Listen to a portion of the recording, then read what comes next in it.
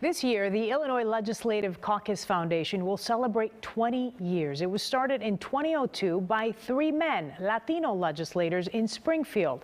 Today, there are 16 members. 10 of them are women. They are Latinas who are building agendas closely tied to education and family. I'm supposed to be doing the smoothie. A typical morning routine for a mom of 2. I don't think so. Abby. Here, let me help you.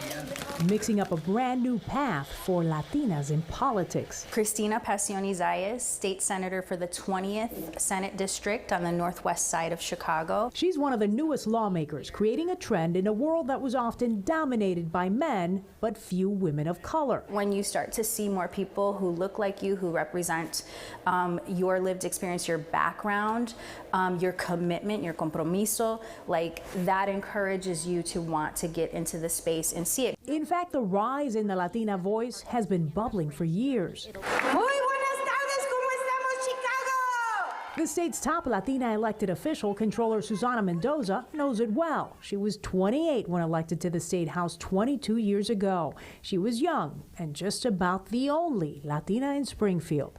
I can't even count them on a hand. There was no, I just remember thinking at the time that there is no one. Today, there are 6 in the Illinois House, 4 in the state Senate, plus the chair of the Democratic Party, Liz Hernandez, was recently appointed. And that I will faithfully discharge the duties. In Chicago, representation has been climbing as well. There's City Clerk Ana Valencia and County Circuit Clerk Iris Martinez. You just elected your first Latina. And it's expected that the first Latina in Illinois, and the Midwest for that matter, will be elected to Congress this November. There are certainly more Latinas than there ever were, but we're still like small in numbers compared to where we need to be. So you do tend to feel like you're a unicorn.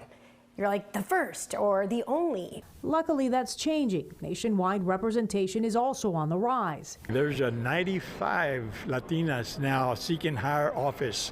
6 are running for governors in 6 states. In D.C., the organization Latinas Represent has been pushing to have more women take on political roles, whether you're a Latina Republican in Texas or a Democrat in Illinois. To have more Latinas, it means to create a more reflective democracy in the U.S. We juggle so many things. We are definitely hard workers.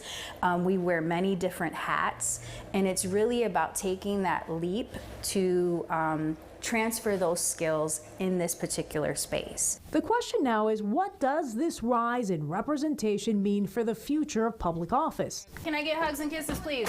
For the state senator out of the 20th district, it has meant ushering in $230 million to Illinois households through scholarships, child savings accounts, violence prevention, and capital projects in her first 19 months in office. I think the future is bright, and I think the future is female. Collectively, they are tossing out the old political playbooks while keeping the focus on family.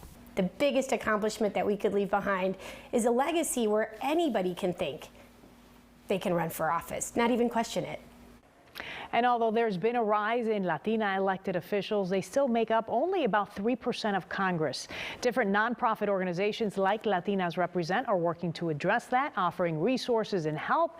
And in fact, on social media, the hashtag Latinas Represent is also picking up popularity. Celebrating Hispanic Heritage Month, Lourdes Duarte, WGN News.